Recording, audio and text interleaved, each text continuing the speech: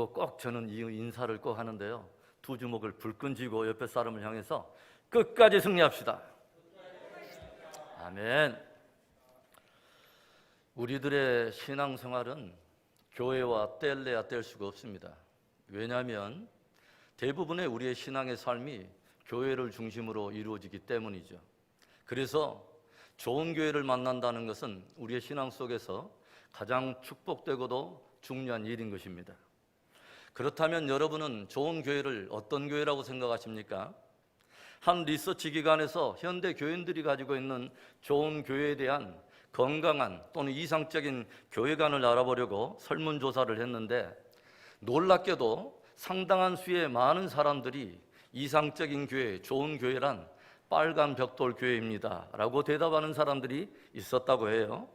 그 외에도 교회 내 편의시설이 잘 구비되어 있는 교회, 또 아이들을 위한 시설이 잘 구비되어 있는 교회, 이런 답들도 상당수에 있었다고 합니다. 제가 지난 주일 설교에서 말씀드린 것 여러분 기억하십니까? 교회는 건물이 아니라는 것입니다. 교회는 건물이 아니라 세상으로부터 하나님께로 부름을 받은 사람들의 모임이라고 하는 거죠. 즉, 교회의 본질이 건물에 있는 것이 아니라 우리의 신앙이 본질이라고 하는 것입니다. 저희 가정의 두 번째 선교지는 아프리카 우간다였어요. 여러분, 우간다라고 하는 나라의 이름 여러분 들어보셨어요? 혼자 갈 수 없는 나라, 가야 되는 우간다. 동아프리카 케냐 바로 옆에 위치해 있는 나라인데, 우간다 주변의 배경으로는 북부에는 수단입니다. 그리고 동쪽에는 케냐라고 하는 나라가 있고, 서쪽으로는 콩고와 부룬디, 남쪽으로는 탄자니아와 루안다라고 하는 나라가 있어요. 저희가 네팔 선교 한 텀을 마치고 아프리카 선교사를 자원했더니 주변에 있는 분들이 저에게 와서 적지 않게 염려하면서 물어요. 아니 선교사님, 아시아 네팔에서 한 텀 살겠으면 그만이지 왜 굳이 또 아프리카까지 가려고 하십니까? 이때 제가 우간다 주변 나라의 이름을 들어가지고 그 이유를 이렇게 말씀을 드렸어요. 주님께서 우리를 부른 뒤 왜 자꾸 그 이유를 캐냐? 주님께서 우리를 부르면 수단 방법 안 가리고 우간다. 할렐루야. 우간다에서 저희가 사역했던 주 사역지가 수도 캄팔라에서 약 300km 떨어진 쿠미 아싱에라고 하는 지역이었어요. 그곳에서는 어떻게 사람들이 예배드리는지 아십니까? 따로 건물이 없습니다. 주일 아침이 되면 누군가가 빈 깡통이나 빈 가스통을 나무로 둥둥둥 쳐서 소리를 내면 집집마다 사람들이 그 소리를 듣고 동네 한 중앙에 있는 망고 나무 그늘 아래 모이면서 자연스럽게 이 예배가 시작되는 거죠. 그런데 사람들이 예배드리는 보통 시간이 4시간입니다.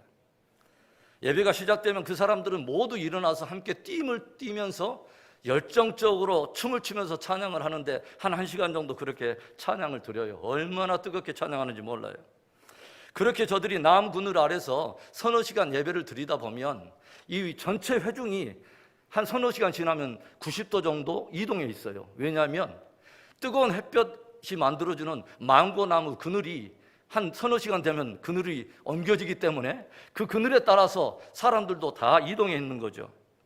4시간 동안 간증도 나누고 말씀도 듣고 하면 배가 고프니까 망고나무에서 떨어지는 열매를 따먹어요. 그러다가 망고 열매가 다 떨어지면 어떤 일이 있겠어요? 망고 땡이에요.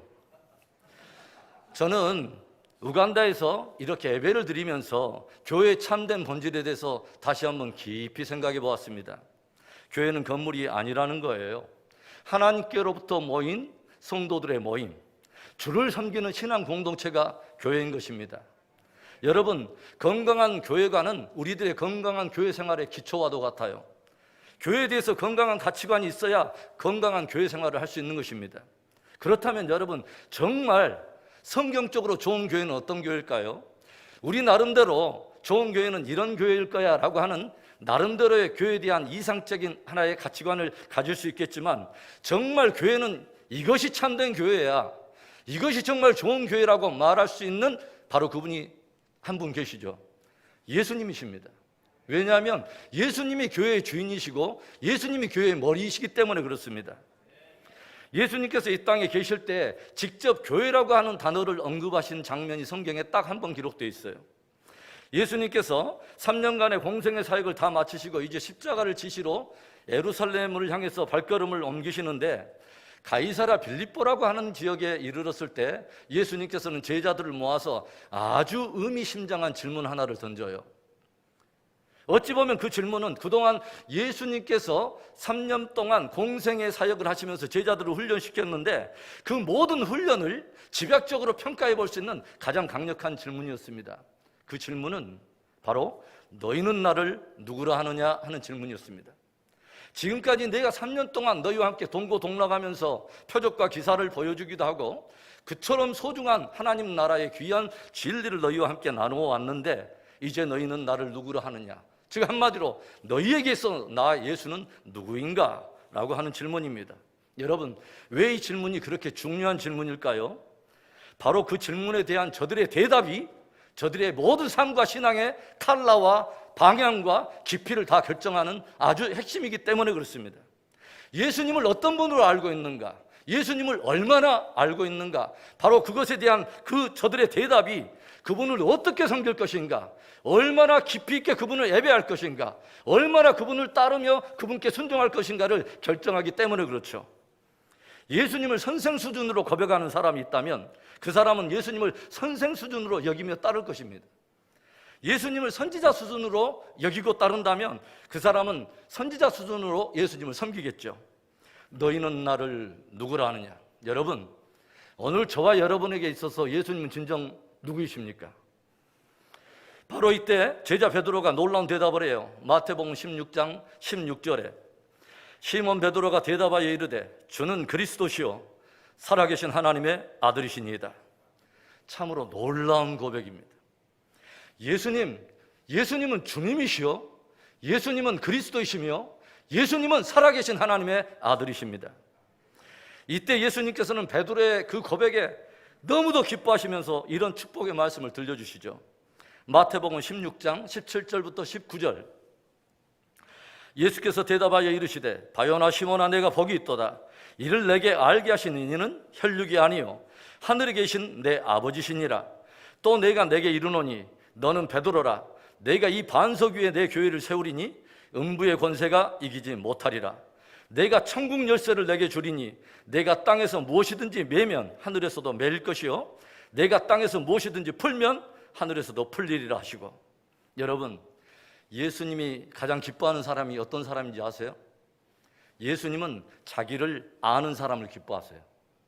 예수님은 자기를 정확히 아는 사람을 기뻐하세요. 너희는 나를 누구라 하느냐 하는 질문에 베드로가 주는 그리스도시요 살아계신 하나님의 아들입니다 라고 대답하자 예수님께서는 너무 기뻐하시면서 가슴 벅찬 그 기쁨으로 즐거워하시면서 베드로의 믿음에 찬사를 보내며 이런 놀라운 축복을 들려주시죠. 바요나 시몬아, 정말 네가 복이 있다. 이를 내게 알게 하신 이는 혈육이 아니라 하늘에 계신 내 아버지시니라. 여러분, 무슨 말이에요? 이런 깨달음은 사람이 연구해서 얻어지는 것도 아니고 배워서 되는 것이 아니라는 거예요. 그런데 하나님께서 그분의 영을 부어주셔서 그분의 영으로 말미암아 내가 곧 주요 그리스도요 하나님의 아들인 것을 고백하고 이것을 참으로 믿는 너는 정말 복되고 복되다라고 축복하신 거예요. 예수님께서는 어떻게 축복하십니까? 너는 베드로라. 내가 이 반석 위에 내 교회를 세우리라. 나는 나를 주와 및 그리스도요 살아계신 하나님의 아들로 고백하는 바로 그 신앙 위에 마이 처치, 내 교회를 내가 세우리라 축복하신 거예요. 그 말은 예수님의 교회, 진짜 예수님이 마이 처치라고 말하는 그 주님의 교회를 이루는 성도들은 한 사람 한 사람 안에 예수님이 주님이요, 예수님이 그리스도요, 예수님의 살아계신 하나님의 아들이라고 하는 철통 같은 신앙의 고백이 있다는 거예요. 바로 그 고백이 있는 성도들이 모인 그 교회, 바로 그 교회는 어떤 능력이 드러날까요? 음부의 권세가 해하지 못하리라. 예수님에 대한 정확한 그 신앙의 반석 같은 고백을 가지고 있는 주님의 몸된 교회는 음부의 권세, 사단의 권세, 흑암의 권세가 해하지 못한다는 거예요. 주님께서는 당신의 교회에 사단과 어둠의 권세를 물리칠 능력과 권세를 부어주시겠다고 하는 것이죠. 그렇다면 여러분, 좋은 교회란 어떤 교회죠? 성경적으로 좋은 교회란 어떤 교회입니까? 대단한 석학들이 있고 박사들이 있는 교회가 좋은 교회일까요? 대단한 부자들이 있고 부호가 있는 교회가 좋은 교회입니까? 아니에요. 성도 한 사람 한 사람이 예수님에 대한 정확한 신앙 고백을 가지고 있는 교회, 주는 그리스도시요 살아계신 하나님의 아들이라는 예수님에 대한 반석 같은 믿음을 고백하고 있는 성도들이 모여있는 교회가 좋은 교회입니다. 주님은 바로 그 교회를 마이 처치, 그 교회가 곧 나의 교회라고 말씀하시고, 진실로 저와 여러분 안에 예수님에 대한 이 정확하고도 반석 같은 믿음의 고백이 있어서 진실로 저와 여러분이 주님께서 말씀하시는 나의 교회라고 말씀하는 바로 그 교회, 음부의 권세가 해하지 못하는 주님이 말씀하는 바로 그 교회, 그 축복된 우리 은혜 비전교회 되기를 주의 이름으로 축복합니다.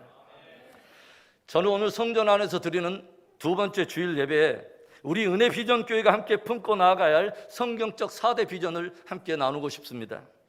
진실로 주님이 말씀하시는 마이 처치, 주님의 교회로서 우리 은혜 비전교회가 품고 나아가야 할 성경적 비전, 첫 번째, 성령과 진리로 예배하는 교회입니다. 따라서 해볼까요? 성령과 진리로 예배하는 교회.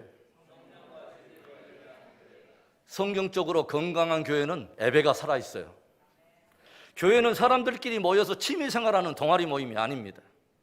공동체 안에서 내 꿈과 어떤 야망을 실현하려고 하는 자아실현의 공동체가 아닙니다. 교회가 존재하는 가장 중요한 본질적인 목적은 하나님을 예배하기 위한 것입니다. 그러기에 성도들의 한 삶의 중심에는 예배가 있어야 되는 거죠. 하나님의 은혜로 출애굽하여 구원받은 이스라엘 백성들이 홍해를 건너서 시내산에 이르게 됐을 때 하나님께서는 이스라엘 백성들에게 성막에 대한 제도를 들려주시고 성막을 짓게 하셔서 저들이 약속의 땅까지 이 성막을 중심으로 행진하게도 하시고 성막을 중심으로 진을 치게도 하시죠. 항상 성막은 저들의 삶의 중심에 있었어요. 무엇을 우리에게 도전하시는 것일까요? 구원받은 성도들의 삶의 중심에 하나님을 향한 예배가 있다는 것, 바로 그 예배가 있어야 한다는 것을 도전하고 있다는 거죠. 성경을 보면요, 하나님께서 당신의 일을 위하여 어떤 시대든지 시대를 초월하여 항상 찾는 사람들이 있었어요. 누구일까요? 학식 있는 사람들입니까? 대단한 재력가일까요? 노련한 경험자들입니까? 아니에요. 요한복음 4장 23절에 아주 중요한 말씀이 기록되어 있어요. 아버지께 참되게 예배하는 자들은 영과 진리로 예배할 때가 오나니 곧 이때라. 아버지께서는 자기에게 이렇게 예배하는 자들을 찾으시느니라. 시대마다 하나님께서 당신의 일을 위하여 주목하시고 찾으시는 사람들은 다름이 아니라 영과 진리로 예배하는 예배자들을 찾으신다는 거예요. 무엇을 말하는 거예요? 저와 여러분이 진실로 마음을 다해 하나님을 예배하는 예배자가 아니라면 진실한 사역자도 될 수 없다는 것을 말하는 거예요. 먼저 우리가 성령과 진리로 예배하는 사람이 아니라면 진실한 봉사, 진실한 일꾼이 될 수 없다고 하는 것을 말하는 것입니다. 하나님께서는 하나님의 교회와 성도들이 그 어떤 일보다, 어떤 순위보다 먼저는 프라이어티, 우선순위를 두고 하나님을 진실로 예배하는 예배 공동체, 예배하는 성도 되기를 주님은 원하신다는 것입니다.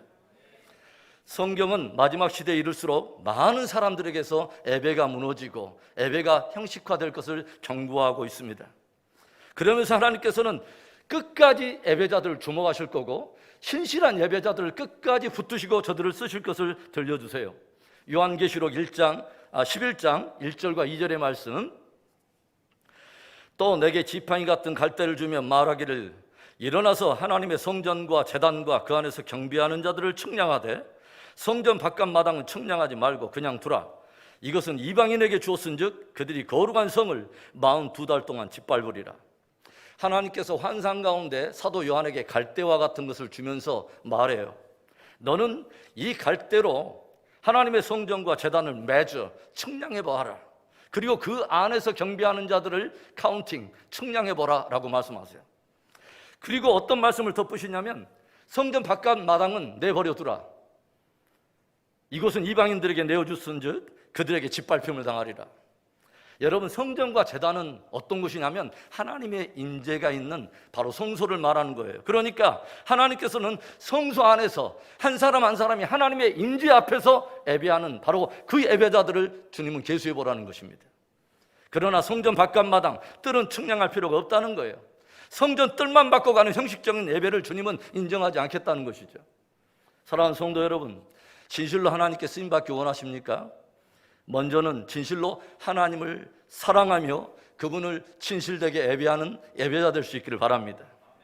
우리 은혜 비전교회가 더욱 성령과 진리로 드리는 예배 비전을 품고 온 성도들이 예배 안에서 함께 성숙해가는 복된 우리 은혜 공동체 되기를 주의 이름으로 축복합니다. 우리 은혜 비전교회가 함께 성장하고 성숙하기 위해서 굳게 붙들어야 될 성경적 비전 두 번째, 만민의 기도하는 교회입니다. 따라서 합시다. 만민을 위한 만민의 기도하는 교회. 성경적으로 건강한 교회는 기도하는 교회예요. 건강한 성도, 기도하는 성도예요. 우리가 기도를 뭐라고 하죠? 영적인 호흡이라고 말해요. 호흡이 있어야 우리의 생명이 유지될 거 아닙니까? 성경을 보면 참된 교회의 정체성은 이것이다라고 말씀하시고 그 교회에 허락하신 최고의 축복과 권세가 무엇인가를 주님이 친히 들려주시는 장면이 기록되어 있어요. 주님이 들려주신 참된 교회의 정체성 무엇일까요? 예수님께서 십자가를 지러 예루살렘에 들어가 성전에 들어가셨을 때의 일입니다. 예수님께서 성전 안에 들어가셨는데 어떤 사람들을 보게 되냐면 성전에서 여러 물건들을 매매하는 자들, 돈 바꾸는 자들, 비둘기 파는 자들, 이런 사람들을 목격하게 되죠. 이에 예수님께서 크게 분노하시면서 매매하는 자들의 상을 엎으시고 비둘기 파는 자들의 이 의자들을 엎으시면서 큰 소리로 책망하세요. 마태복음 21장 13절의 말씀, 그들에게 이르시되 기록된 바 내 집은 기도하는 집이라 일컬음을 받으리라 하였거늘 너희는 강도의 구려를 만드는도다 하시니라. 예수님께서 당신의 성전, 곧 당신의 집, 즉 교회의 정체성에 대해서 주님이 뭐라고 말씀하십니까? 내 집은 만민의 기도하는 집이라 일컬음을 받으리라. 예수님께서는 교회는 기도하는 집이 되어야 한다고 말씀하시는 거예요. 성도들에게는 늘 하나님과 영적 호흡으로 교통하는 기도가 살아있어야 한다는 걸 주님은 도전하시는 것입니다.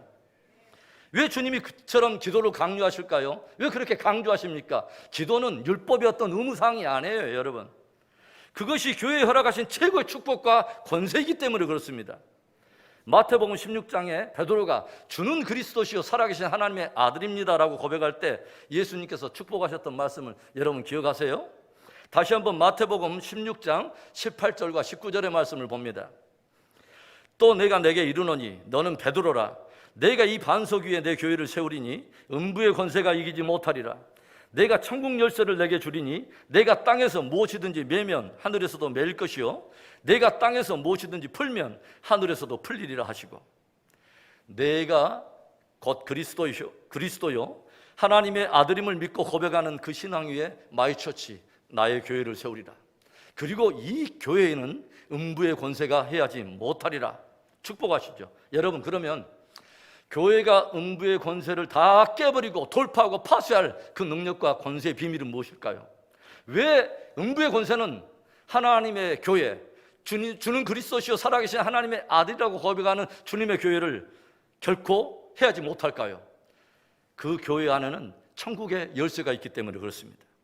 주님의 교회가 천국의 열쇠를 가지고 있기 때문에, 여러분, 주님께서 교회에 주시는 하늘과 땅을 메고 푸는 그 권세가 있는 천국의 열쇠가 무엇일까요?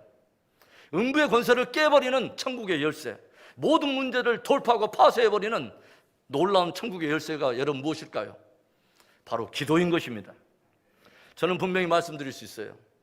교회가 음부의 문을 깨버릴 유일한 무기, 하나님께로부터 온 놀라운 무기가 기도입니다. 교회가 사단의 권세를 깨버릴 축복된 권세가 바로 기도에 있어요. 그러니까 사단이 가장 두려워하는 것은 뭔지 아세요? 저와 여러분이 기도 안에 담겨있는 놀라운 비밀과 능력의 신비를 깨닫기 시작하는 것을 사단은 두려워해요. 깨달을 뿐만 아니라 정말 실제 무릎을 꿇고 기도에 헌신하는 것을 가장 두려워하는 것입니다. 왜죠? 저들이 기도할 때 하나님께서 하늘 문을 여시고 메고 푸는 권세를 교회에게 집행하실 것이기 때문에 그렇습니다. 그래서 사단은 교회로 하여금 기도하지 못하도록 서로 이간질하고 분열시키고 기도하지 못하도록 다른 일로 분주하게 만드는 것입니다. 여러분, 광야에서 벌어졌던 여호수아의 군대와 아말렉 군대와의 싸움을 여러분 기억하세요? 출애굽기 17장에 나와 있는 참으로 이상한 전투의 모형을 우리에게 보여주죠. 정작 전방에서 싸우는 사람들은 여호수아와 그의 군사들인데 정작 그 승리가 누구에 의해서 결정되냐면 산 위에 올라가서 모세가 하나님을 향해서 손을 들고 있으면 이스라엘 군대가 이기고, 손이 점점 내려가면 아말렉 군대가 그 전세를, 키를 잡는 것을 우리가 보지 않습니까? 무엇을 우리에게 보여주는 거예요, 여러분? 기도에서 결정된다는 거예요. 무슨 말인지 아세요? 싸우는 전방이, 그것이 전방이 아니라 기도의 자리가, 모든 전쟁의 승패가 가늠되고 거기에서 결정되는 기도의 자리가 영적 전방이라는 것을 우리가 이해된다 하는 것이죠. 사랑하는 성도 여러분, 기도 안에 있는 신비와 비밀을 이해할 수 있기 바라요. 기도는 놀라운 축복의 비밀이 있어요, 여러분. 기도가 바로 천국의 열쇠예요. 우리 은혜 비전 교회의 영적 전쟁과 승리, 기도에 달려 있습니다. 여러분의 가정의 모든 문제의 돌파, 기도에 달려 있습니다. 여러분이 지금 가지고 있는 대부분 넘어서야 될 장벽과 장애를 깨버리는 놀라운 권세의 비밀, 기도에 달려 있습니다. 내 집은 기도하는 집이라 일컬음을 받으리라. 개척 두 번째 주일 예배를 드리는 우리 은혜 비전 교회가 기도를 통해서 모든 음부의 권세를 깨버리고 모든 어려움을 돌파하며 함께 전진하며 승리해가는 복된 2021년 되기를 주의 이름으로 축복합니다. 우리 은혜 비전 교회가 함께 성장하고 성숙하기 위해서 붙들어야 성경적 비전 세 번째, 전도와 선교의 전략적인 기지가 되는 교회입니다. 여러분, 교회가 이 땅에 존재하는 가장 중요한 목적이 뭘까요? 주님께서 십자가로 구속을 하시고 이 땅에 교회를 남기신 유일한 존재 목적, 가장 본질적인 이유가 무엇일까요? 영혼 구원입니다. 교회는 관광선이 아니에요. 멸망해가는 영혼들을 살리도록 부름받은 구원의 방주입니다. 우리 교회가 방주 모양으로 디자인된 것은 보통 섭리가 아니에요. 하나님께서 우리 이 교회를 구원의 방주로 쓰시고자 하는 기이한 섭리가 있음을 여러분 믿을 수 있기를 바랍니다. 예수님께서는 십자가의 죽음을 통해서 구속을 이루셨어요. 그래서 이제는 저를 믿는 자마다 멸망치 않고 영생을 얻게 되는 이 복음이 진짜 복음 되도록 주님은 축복을 하세요. 그 예수님께서 부활하시고 하늘에 올리시면서 이 땅에 남겨진 교회와 성도들 향해 무엇을 명령하세요? 오직 성령이 너희에게 임하시면 너희가 권능을 받고 예루살렘과 온 유대와 사마리아 땅끝까지 이르러 나의 증인이 되리라. 성령 받아서 땅끝까지 복음의 증인되라는 명령입니다.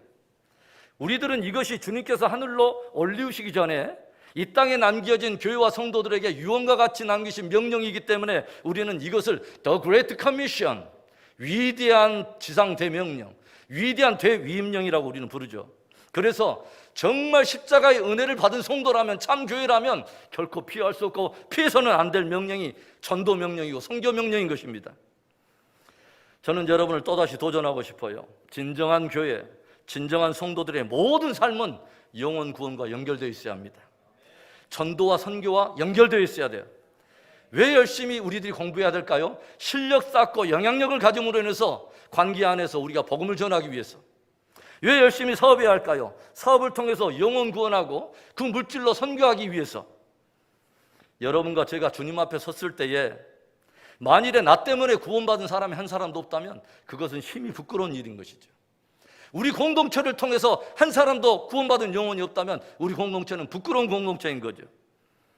하나님께서 어떤 대가를 지불하시고 완성하신 복음인데 얼마나 위대한 대가를 치르면서 믿어 영생 얻는 이 복음이 복음되도록 하신 이 놀랍고 영광스러운 복음인데 선교하려는, 복음을 전하려는 이 복음의 몸부림 한 번도 쳐보지 못하고 주님 앞에 선다는 것, 심히 부끄러운 것입니다. 여러분, 기도하면서 믿지 않는 이웃들에게, 또 쉬고 있는 이웃들에게 전도할 수 있기를 바랍니다. 우리의 작은 복음의 몸부림이 한 사람의 영적 운명을 바꿔놓을지 누가 합니까? 성령께 의지하면서 기도도 하고 또 복음의 몸부림을 한번 쳐봅시다. 더 늦기 전에. 저는 미국에서 개척을 시작했을 때 두 번째 해부터는 매년 선교사 한 가정씩 파송을 했습니다. 여기에서 저희 교회가 파송했던 1호 선교사가 여기 와 계세요. 왜 그렇게 선교하냐고요? 예루살렘과 유대뿐만 아니라 주님이 땅끝을 말씀하고 계시기 때문에 순종하는 거예요. 재정도 없는데 계속 선교해야 합니까? 라고 물을 필요 없어요. 주님께서는 재정이 없어서 일 못하시는 분이 아닙니다. 하나님께서는 하나님께서는 믿음으로 순종하는 공동체, 믿음으로 순종하려고 하는 사람에게 감당할 수 있는 능력을 주시는 분이에요. 제가 목회하면서 확신하는 한 가지 철학이 뭔지 아세요? 선교하는 공동체, 선교하는 가정, 선교하는 개인, 하나님께서 절대로 마르지 않도록 축복하신다는 것입니다. 평생을 아프리카 선교에 헌신했던 한 노 선교사가 한 기자 앞에서 고백했던 그 고백이 늘 저의 마음을 울려요. 나는 내 삶이 헛된 목적을 위해서 낭비되는 것이 아니라 주님 앞에서 쓰임받으며 달아지는 인생 되기를 원합니다. 저에게 작은 바람 하나가 있다면 우리 은혜비전교회 온 성도들이 바로 그 노 선교사가 고백했던 그 신앙의 고백을 갖는 것입니다. 주님, 내 평생의 삶이 헛된 목적에 낭비되는 인생이 아니라 주님 앞에 드려져서 쓰임받고 달아지는 인생 되기를 원합니다. 개척으로 부름을 받아 두 번째 주일 예배를 드리는 우리 교회가 날이 가고 해가 갈수록 전도와 선교의 전략적 기지로 견고하게 세워지는 은혜가 있기를 주의 이름으로 축원합니다. 우리 은혜비전교회가 함께 품어야 할 성경적 비전 마지막 네 번째, 세대와 세대를 믿음으로 연결하는 교회입니다. 오늘날 우리들은 사사시대의 위기를 경험하고 있어요. 사사시대의 위기란 무엇일까요? 여호수아가 이끄는 이스라엘 군대가 마침내 요단을 건넜어요. 그리고 하나님의 약속을 굳게 붙잡고 거대한 아낙 자손을 물리쳐가면서 마침내 가나안 땅을 정복합니다.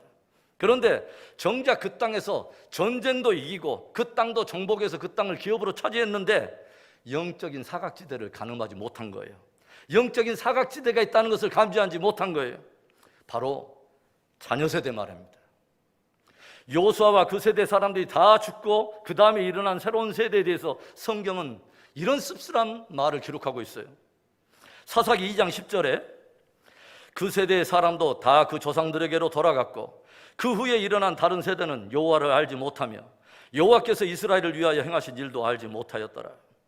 여호수아와 그 세대의 사람들이 그처럼 헌신하고 그처럼 피땀을 흘려가면서 정복 전쟁을 승리하고 그 땅을 정복하고 그 땅에 정착했는데 믿음의 계승, 신앙의 전수에 실패해버렸다고 하는 것이죠. 그래서 영적 사각지대에 있는 자녀들을 놓쳐버렸다고 합니다. 그 후에 일어난 자녀 세대에 대해서 어떻게 말하고 있습니까? 그 세대는 여호와를 알지 못하는 세대예요. 하나님께서 그들의 조상들을 위해서 행한 일을 알지 못한 세대였다고 들려주고 있어요.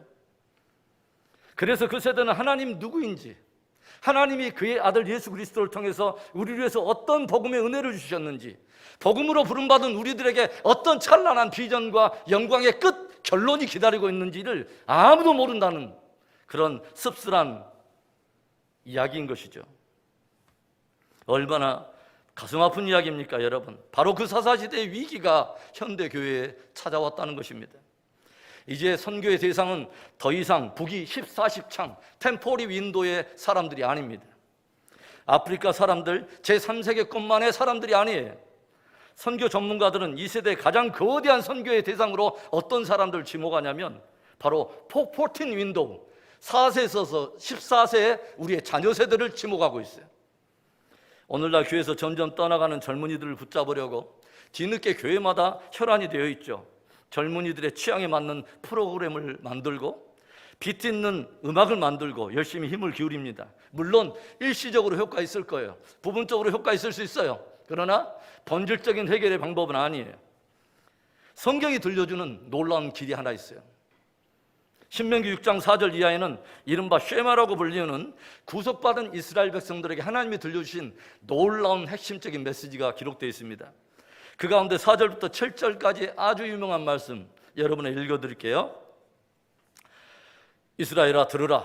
우리 하나님 여호와는 오직 유일한 여호와시니 너는 마음을 다하고 뜻을 다하고 힘을 다하여 내 하나님 여호와를 사랑하라. 오늘 내가 내게 명하는 이 말씀을 너는 마음에 새기고 내 자녀에게 부지런히 가르치며 집에 앉았을 때이든지 길을 갈 때이든지 누워있을 때든지 일어날 때든지 이 말씀을 강론할 것이며. 여러분, 성경이 도전하는 핵심적인 교훈이 뭐예요? 먼저는 부모 세대가 마음을 다하고 뜻을 다하고 힘을 다하여 하나님을 사랑하는 사람들이 되라는 거예요. 그리고 부모 세대가 먼저 하나님의 말씀에 붙들리는 자들이 되라는 것입니다. 그래서 그 말씀을 마음에 새기고 길에 행할 때든지 누울 때든지 일어날 때든지 그 말씀이 부모의 삶을 통해서 자녀들에게 읽혀지도록, 자녀들이 그 부모의 삶을 보고서 하나님께서 들려주고 하는 복음을 읽어낼 수 있도록 그렇게 말씀에 헌신하라는 거죠. 여기에 우리 젊은이들도 있어요. 또 온라인을 통해서 우리 자녀들이 예배드리고 있어요. 당부합니다. 하나님을 알기에 힘쓰시기 바랍니다. 말씀을 가까이 하고 말씀을 통해서 복음을 더 깊이 알 수 있기를 바라요. 부모의 믿음으로 내가 구원받는 거 아닙니다. 내 믿음 이대로 좋은가? 내 신앙 전선 과연 이상이 없는가? 한 번쯤 감검해 볼 일이에요. 여호와를 알지 못하는 세대가 되지 마십시오. 하나님께서 예수님을 통해서 하신 일을 모르는 세대가 되지 마십시오. 복음을 알고 이제는 나의 하나님을 만나야 될 때입니다. 부모님의 하나님 말고 나의 하나님. 우리 공동체, 귀한 가정마다 세대와 세대가 복음으로 또 믿음으로 연결되는 이 축복된 은혜가 있기를 축복합니다. 사랑하는 성도 여러분, 개척하여 나가는 우리 안에 교회를 품고 뜨겁게 이런 기도를 했으면 좋겠어요. 주님, 우리 교회 성령과 진리로 하나님을 예배하는 교회 되게 하시옵소서. 주님, 우리 교회 만민을 위해서 기도하는 만민의 기도하는 교회 되게 하시옵소서. 주님, 우리 교회 영혼 구원 때문에 복음에 몸부림치는 전도와 선교의 전략적 기지 되게 하시옵소서. 주님, 우리 교회 세대와 세대가 믿음으로 연결되는 축복된 교회 되게 하시옵소서. 오 주님, 주님께서 마이처치라고 말하는, 주님께서 말씀하시는 바로 그 교회 되게 하시옵소서. 우리 오늘 말씀을 생각하면서 우리 몇 가지 우리 기도합시다. 여러분, 주님은 사람을 찾으세요. 어떤 사람을 찾냐면 대단히 유능한 사람을 찾는 게 아니에요. 먼저는 하나님을 진실되게 사랑하고 예배하는 예배자들을 찾으세요. 왜냐하면 예배자가 아니라면, 진실한 예배자가 아니라면 사실은 그 사람이 하는 어떤 일도 주님 앞에는 별 의미가 없기 때문에 그래요. 뜰을 밟지 말라고 주님 말씀하세요. 제단과 성소 사이에 예배하는 자, 하나님 앞에 예배하는 자들을 찾으라고 주님은 말씀하세요. 여러분, 깊이 우리가 주님을 아는 만큼 예배할 수 있고요, 아는 만큼 우리는 주님을 따라갈 수 있어요. 이 시간 우리 간절히 우리 기도합니다. 하나님, 내가 진실한 예배자 되기를 원합니다. 하나님을 알게 힘을 쓰는 아버지 주여 그 예배자, 하나님 아버지 주여 우리 안에 예배의 영성, 기도의 영성을 부어주시옵소서. 다시 한번 내가 살아나게 하여 주옵소서. 우리 한번 2, 3분 정도 우리 기도합니다. 좋으신 하나님 아버지 감사합니다. 복되고 아름다운 날에 하나님의 공동체 귀한 백성들이 모였습니다. 오 할렐루야. 하나님 아버지 주여, 구약의 구속받은 이스라엘 백성들이 광야에 전진해 갈 때에 성마을 중심으로 행진도 하고 아버지 정착도 했던 것처럼 우리의 모든 한 중심에 우리 아버지 예배를 둡니다. 바로 그곳에 우리 아버지 성소를 둡니다. 매일처럼 하나님 앞에 아버지 주여 임재 앞에 살아가며 하나님 앞에 예배하는 진실한 예배자들 되게 하여 주시고, 주님과 영적인 깊은 교통 가운데 주님과의 친밀함을 누리는 기도의 사람 되게 해 주옵소서.